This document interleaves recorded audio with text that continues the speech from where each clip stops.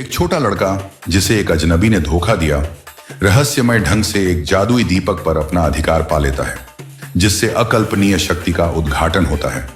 कृपया इस एपिसोड का आनंद लेने के लिए पहले के एपिसोड देखें। आंगन अभी भी दिन की धूप से गर्म था, हालांकि दीवारों पर लंबे लंबे साए फैल रहे थे। अलादीन वहां लंबे समय तक बैठा रहा, चकराया हुआ, दिए को अपनी गोद में कसकर थामे हुए। शहर की हल्की हल्की गूंज छतों के ऊपर तक पहुंच रही थी। ये सामान्य लगती थी, जैसे कुछ भी नहीं बदला। और फिर भी अलादीन जानता था कि अब कुछ भी सामान्य नहीं रह गया। उसके हाथ अभी भी नीली आग की याद से झंझना रहे थे। उसके कान जिन्न की गगन भेदी आवाज से गूंज रहे थे। जब अंततः वह खड़ा हुआ तो उसके पैर उसके नीचे कांप रहे थे। उसने लकड़ी का दरवाजा धक्का देकर खोला और अपने घर के छोटे मंद रोशनी वाले अंदरूनी हिस्से में कदम रखा।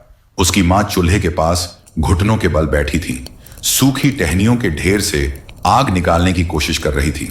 उसने ऊपर देखा, डर गई और फिर उसके चेहरे पर राहत की झलक दिखी। अलादीन, ईश्वर की रहमत से तुम जीवित हो। मुझे डर था कि मैं तुम्हें फिर कभी नहीं देख पाऊंगी। तुम उसके बारे में सही थे, वह कोई चाचा नहीं था। मैं बाद में समझाऊंगा मां, अभी मैं बहुत भूखा हूं। उनके पास बहुत कम बचा था, सिर्फ एक सूखे ब्रेड का टुकड़ा और एक पतला सूप का प्याला। अलादीन धीरे धीरे चबाता रहा। उसका दिमाग तेजी से सोच रहा था। उसकी मां थोड़ी थोड़ी मात्रा में खाती, हमेशा की तरह बड़ा हिस्सा उसे धकेल देती। जैसे ही रात ने अपने पैर पसारे, अलादीन छोटी नींद की अलकोव में चला गया। उसके कपड़ों के नीचे दीपक छिपा हुआ था। उसने इसे अपने सामने फर्श पर रखा, झिलमिलाती तेल की लौ की रोशनी में इसे घूरते हुए। यह बहुत साधारण दिख रहा था, बहुत बेकार। फिर भी वह जानता था कि इसमें क्या है।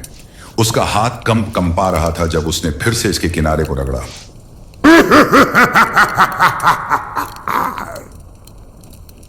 आप मुझे बुला रहे हैं मालिक? हाँ, लेकिन यह किसी इच्छा के लिए नहीं था। मैं देखना चाहता था कि क्या यह सच है।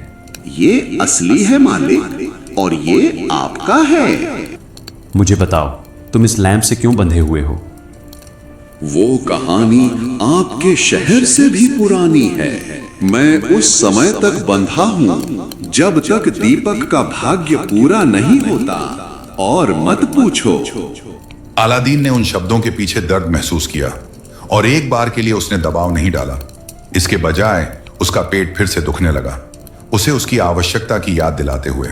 वह हिचकिचाया, फिर फुसफुसाकर बोला, क्या आप हमें खाना दे सकते हैं? क्या ये आपकी इच्छा है? नहीं, कोई इच्छा नहीं, लेकिन क्या आप कुछ छोटा कर सकते हैं? आप चालाक हैं मालिक। मैं आपके आदेशों को निभाने के लिए बाध्य हूं, लेकिन मैं आपकी सेवा कम महत्व के तरीकों से भी कर सकूं। फिर खाना लाओ, मेरी मां और मेरे लिए पर्याप्त। जिनी ने अपने हाथों से ताली बजाई। एक तेज हवा का झोंका कमरे में आया और खिड़कियों को हिला दिया। जब हवा शांत हुई तो नंगे फर्श पर खाने की थालियां रखी हुई थीं। अलादीन, ये कहां से आया? एक तोहफा मां, एक दोस्त की तरफ से। वह पलक झपकाई, अविश्वास और खुशी के बीच फंसी हुई। फिर भूख जीत गई। वह उसके पास बैठ गई।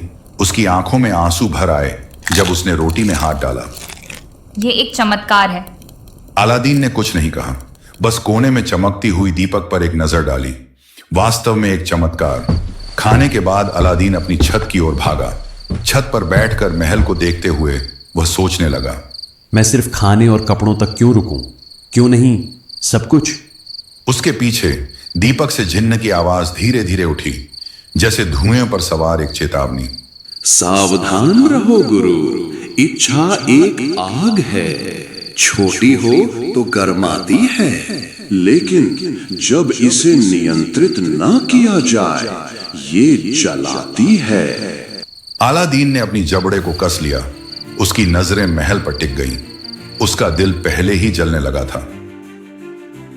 देखते रहो आगे क्या होगा, कौन सी इच्छाएं पूरी होने का इंतजार कर रही हैं।